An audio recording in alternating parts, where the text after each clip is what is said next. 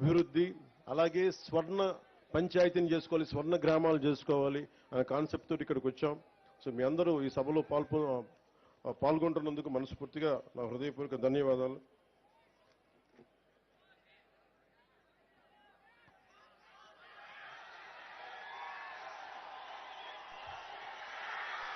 మోదీ గారి గురించి ఇప్పుడు చెప్పండి, లాస్ట్లో చెప్పండి. ఎవరైతే మోదీ గారి గురించి, చంద్రబాబు గారి గురించి లాస్ట్లో మాట్లాడు.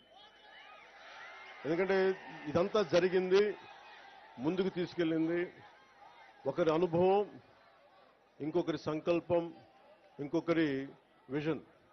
సో వారి గురించి ప్రత్యేకించి లాస్ట్లో మాట్లాడతాం.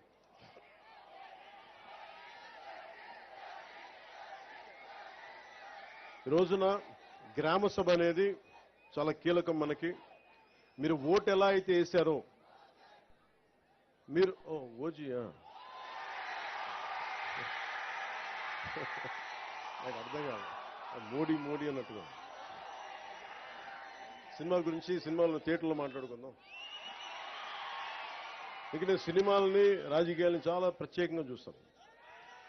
సినిమాయే. రాజకీయం దగ్గరికి వచ్చేటప్పటికి నాకు దేశం ముఖ్యం, సినిమాల కంటే కూడా సమాజం ముఖ్యం, సినిమాల కంటే కూడా గ్రామ హితం ముఖ్యం, నాకు సినిమాల కంటే కూడా. ఎందుకంటే గ్రామం అన్నం పెట్టే రైతు బాగుంటే అన్నీ బాగుంటాయి. అలాగే గ్రామాలు పచ్చగా ఉంటే దేశం పచ్చగా ఉంటుంది. అందరి దగ్గర డబ్బులు ఉంటేనే సినిమాలు ఆడతాయి. అందుకని ముందు గ్రామాలు పచ్చగా ఉండాలని కోరుకునేవాడు. అలాగే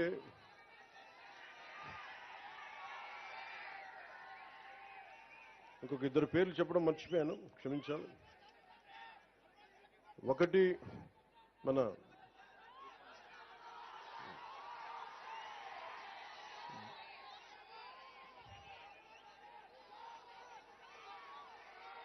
రైల్వే కూడూరుని నియోజకవర్గం జనసేన గెలుపు కోసం ముందుండి నడిపించిన రూపానంద రెడ్డి గారికి నా ప్రత్యేక ధన్యవాదాలు, కృతజ్ఞతలు.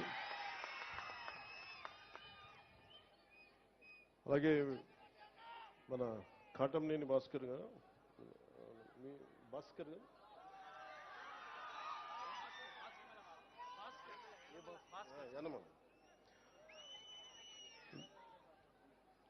సీట్లు ఇచ్చేటప్పుడు చాలా కష్టం, ఇది చెప్పేసి సభలోకి వెళ్దాం. యాక్చువల్లీ యనమల భాస్కర్ గారిని మన రైల్వే కూడూరుకి నేను చేశాను. కానీ ప్రత్యేక పరిస్థితుల్లో కాదని మన ఆరవ శ్రీధర్ గారిని పెట్టుకున్నప్పుడు మనస్ఫూర్తిగా ఆయనకు సహకరించిన యనమల భాస్కర్ గారికి మనస్ఫూర్తిగా నా ధన్యవాదాలు తెలుపుకుంటున్నాను. ఎందుకంటే నేను పార్టీ కోసం పనిచేసి ముందుకు వస్తామన్న వ్యక్తుల్ని నేను పోగొట్టుకునే వ్యక్తిని కాదు, మనుషుల్ని కలుపుకునే వ్యక్తిని తప్ప విడగొట్టే వ్యక్తిని కాదు, దూరం పెట్టుకునే వ్యక్తిని కాదు. సందర్భంగా తెలియజేసుకుంటాం. ఆ గ్రామాభివృద్ధికి ఏది ఎలా చేయాలంటే గ్రామ సభ చాలా కీలకం మనకి. ఇది మన ఆంధ్రప్రదేశ్, మన భారతదేశంలోనే పంచాయతీరాజ్ వ్యవస్థని ప్రవేశపెట్టిన రెండో రాష్ట్రం అంది, రాజస్థాన్ తర్వాత. అంటే మనం అంత పంచాయతీరాజ్ వ్యవస్థని అంత ముందుండి తీసుకున్నాం మనం. గత ప్రభుత్వంలో అలాంటి పంచాయతీరాజ్ వ్యవస్థని ఎంత బలోపేతం చేయొచ్చో అంత బలోపేతం చేయొచ్చు. కానీ దురదృష్టం, గత ప్రభుత్వం దాదాపు 51,000 కోట్లు, ఇంకా సరిగ్గా చెప్పాలంటే 50 కోట్ల,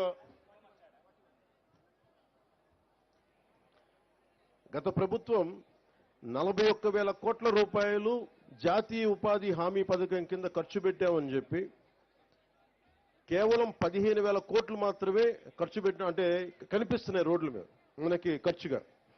రోడ్లు కానీ, సగటు మనకి అవసరాలు కానీ, మౌలిక అవసరాలు కానీ ఏమీ చేయలేకపోయారు.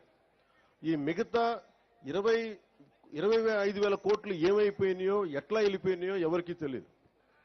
అంటే నిజంగా ఒక పని జరగాలి అంటే గ్రామ సభ తీర్మానం చేయాలి.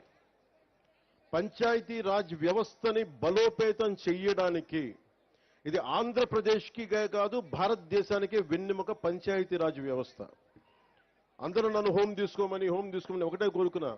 నేను అన్నా హజార్ అంటే పడి చచ్చిపోయాను చిన్నప్పుడు. మీకు తెలుసు, చిరంజీవి గారి సినిమా రుద్రవేణి సినిమా కూడా ఉంటుంది. అది అన్నా హజారే గారి ప్రేరణతో తీసింది. అంటే ఒక సర్పంచ్ ఎంత బలవంతుడంటే ఎక్కడో మిలిటరీలో పనిచేసి రేలేగావ్ సిద్ధి, మహారాష్ట్రలో రేలేగావ్ సిద్ధి అనే గ్రామానికి వచ్చి అక్కడున్న పరిస్థితులు చూసి అందరూ మద్యానికి బానిసై మనకి కనీసం నీటి సౌకర్యాలాగా పొలాలు ఎండిపోతూ ఉంటే, గ్రామానికి అభివృద్ధి నోచుకోపోతుంటే ఆయన ముందుకొచ్చి ఆయన సర్పంచ్గా అయ్యి ఆయన ప్రారంభించింది వాళ్ళ రేలేగావ్ సిద్ధికే కాదు, మొత్తం దేశాన్నే కదిలించాడు. ఒక సర్పంచ్ కదిలించాడు. అది కూర్చోబెట్టి లోక్పాల్ బిల్లు కానీ, ఈ రోజున సమాచార హక్కు చట్టం కానీ, ఇవన్నీ ఆయన నాయకత్వంలో జరిగినాయి. అంటే ఒక సర్పంచ్ తలుచుకుంటే దేశాన్ని కదిలించగలిగే శక్తి ఉందనేది మన గ్రామాలు చూపించినాయి. అలాంటి 13,326 పంచాయతీలు కనుక బలపడితే, బలోపేతం అయితే, నిజంగా అభివృద్ధి దిశ వైపు వెళ్తే, మనందరం ఐక్యతగా ఉంటే ఆంధ్రప్రదేశ్కి ఎన్ని లక్షల కోట్లు వీళ్ళు అప్పు చేసిన అప్పులను తీర్చేయగలం. మనకు అంత శక్తి సమర్థత మనకు ఉంది. నేను అందుకని మీకు ప్రత్యేకించి ఎందుకు వచ్చాను, నేను మైసూరావారిపల్లి కంటే నేను రైల్వే కోడూరు, ఇది ఉద్యాన పంటలకి సంబంధించిన ఇది రాజధాని. ఇక్కడ నేను చాలాసార్లు ఇక్కడి నుంచి మామిడి చెట్లు తీసుకెళ్తే రుచి వస్తుందని చెప్తుంటాను. నేను అదే చెప్తున్నాను, ఇక్కడి నుంచి రుచి రాదు. ఈ నేల తాలూకు సారం ఇది, ఈ నేల తాలూకు విశిష్టత. ఇక్కడ పండు అంతే.